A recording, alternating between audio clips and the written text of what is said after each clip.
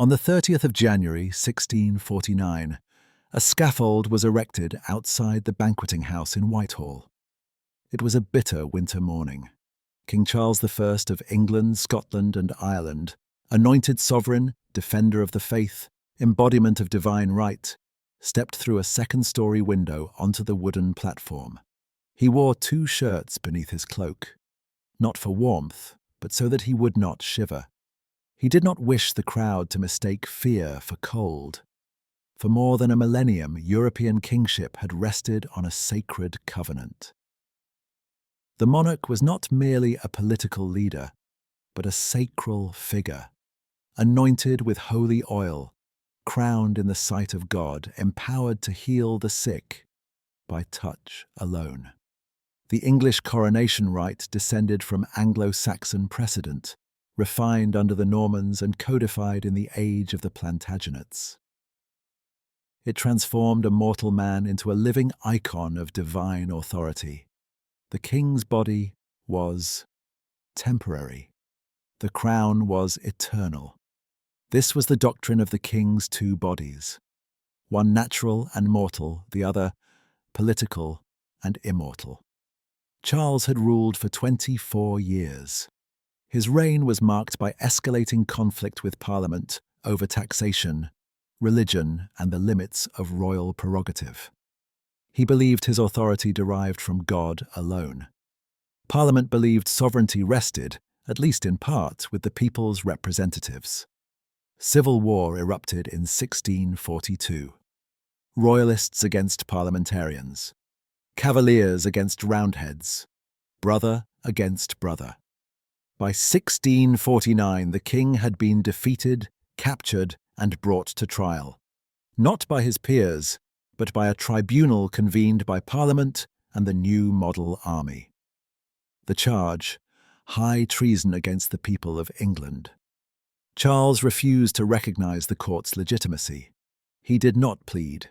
He did not defend himself. To do so, he argued, would be to accept that a king could be judged by his subjects, a logical and theological impossibility.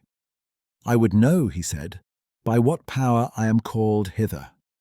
The court replied, by the authority of the Commons of England, in Parliament assembled, and the good people of this nation. It was a revolutionary claim. Sovereignty, they asserted, resided not in the sacred person of the king, but in the political body of the nation. The trial was not merely legal theatre, it was a public demolition of the metaphysical foundations of monarchy. On that January morning, Charles addressed the crowd briefly. He reaffirmed his faith, his innocence, and his belief in the divine right of kings. Then he knelt. The executioner raised the axe. With a single stroke, the king's natural body was severed from his political body. But unlike every previous royal death in English history, there was no immediate successor. No prince was proclaimed. No coronation followed.